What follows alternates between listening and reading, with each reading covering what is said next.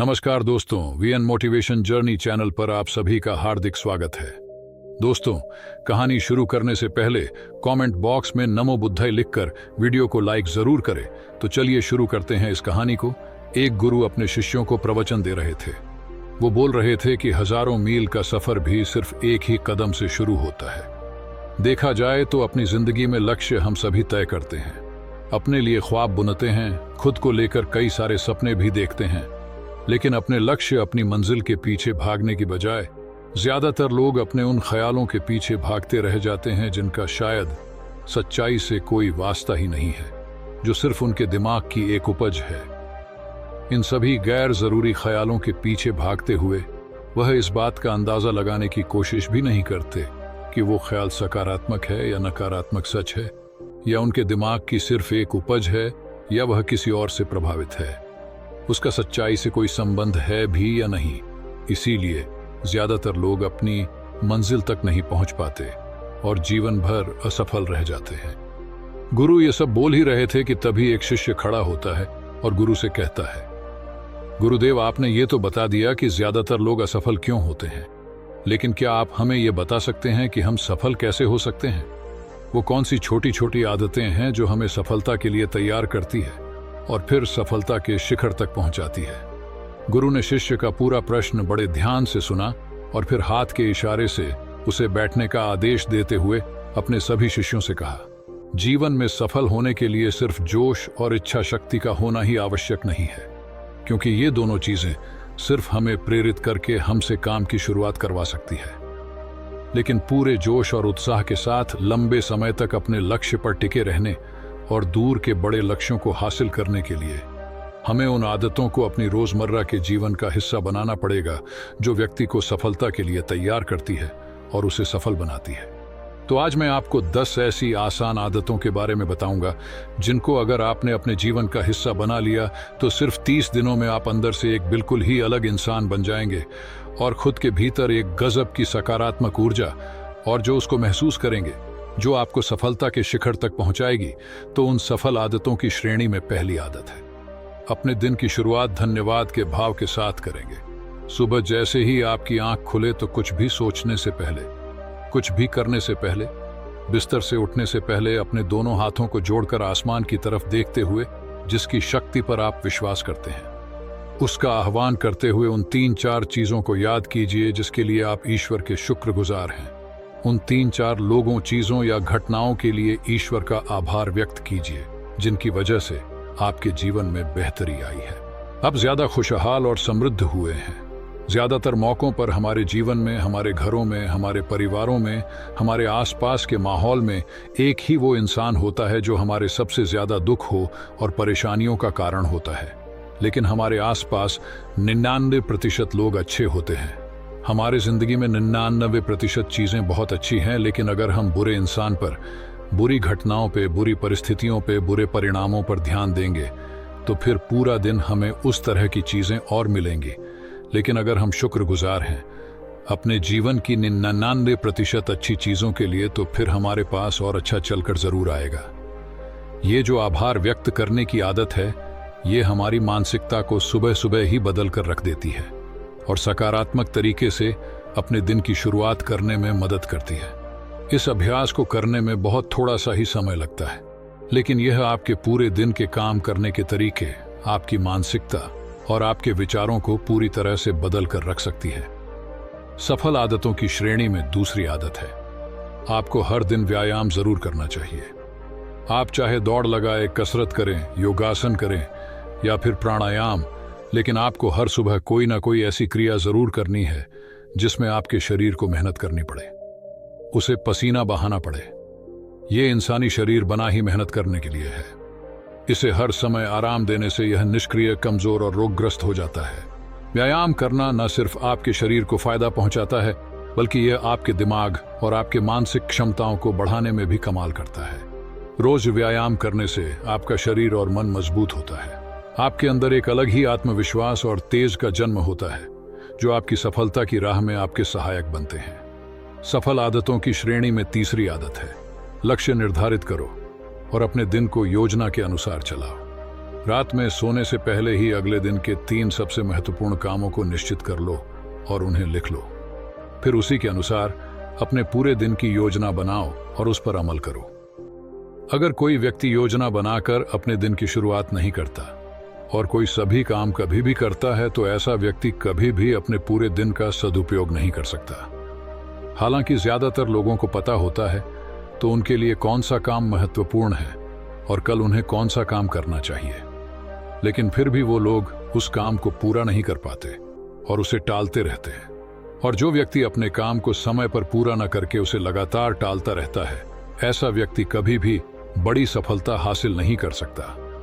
ज्यादातर लोगों का अपने काम को समय पर पूरा न करना और उसे लगातार कल पर टालते रहने का सबसे बड़ा कारण है उनके अंदर आत्म अनुशासन का ना होना।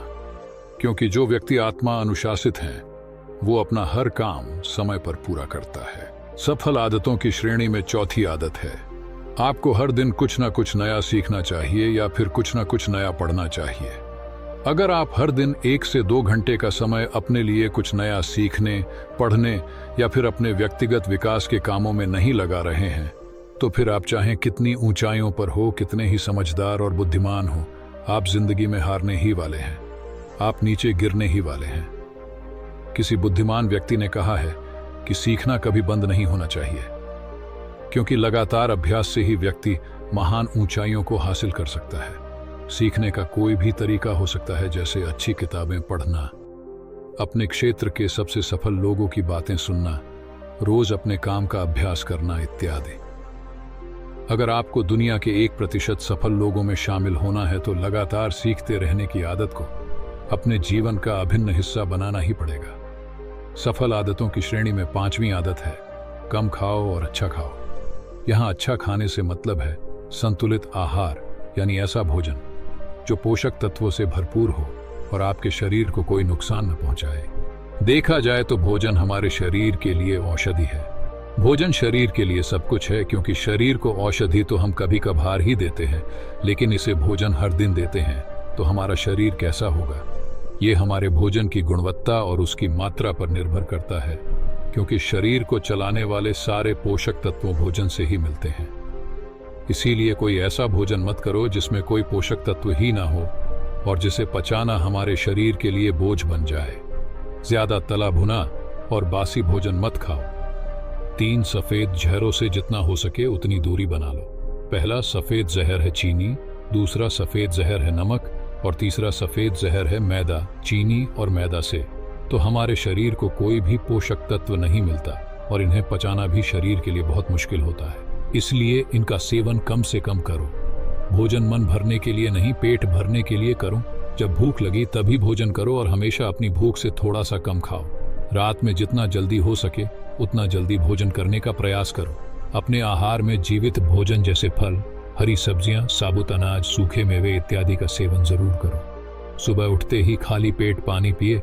भोजन करने से पहले पानी पिए, लेकिन भोजन करने के तुरंत बाद पानी कभी नहीं पीना चाहिए। भोजन हमेशा शांत चित्त और प्रसन्न मन के साथ करो और भोजन ग्रहण करते समय उसका पूरा आनंद लो। हम जैसा अपने शरीर को भोजन देते हैं, यह उसी के अनुसार काम करने लगता है। इसीलिए अपने भोजन और उसकी गुणवत्ता का ध्यान रखो। सफल आदतों की श्रेणी में 6ठी आदत है, उनके साथ हर दिन थोड़ा सा समय बिताओ जो आपसे सच्चा प्रेम करते हैं, आपकी परवाह करते हैं, जैसे आपके माता पिता, भाई बहन या फिर आपके सच्चे मित्र। ये एक आदत आपके परिवार में खुशी और शांति लाती है। परिवारजनों के बीच प्रेम और एकता बढ़ती है, जिससे आप ज्यादा खुश और शांत रहने लगते हैं। पारिवारिक तनाव कम होने की वजह से अपने जरूरी कामों पर ज्यादा ध्यान दे पाते हैं और ज्यादा अच्छे परिणाम हासिल कर पाते हैं। सफल आदतों की श्रेणी में 7वीं आदत है, हर दिन थोड़ा सा समय खुद के लिए भी निकालें और इस थोड़े से समय में आपके साथ कोई और नहीं होना चाहिए। ये आपका अपना समय है, जिसमें आप अकेले एकांत में रहेंगे, खुद के बारे में चिंतन करेंगे, खुद की अच्छाइयों और बुराइयों के बारे में विचार करेंगे, अपने भविष्य के बारे में सोचेंगे, अपने काम के बारे में सोचेंगे, अपने भीतर उतरने का प्रयास करेंगे। इन एकांत के पलों का उपयोग आप खुद को और भी बेहतर तरीके से जानने और समझने में करेंगे। इस समय आप खुद की कमियों के बारे में विचार करेंगे और उन्हें कैसे ठीक कर सकते हैं, इस पर मंथन करेंगे।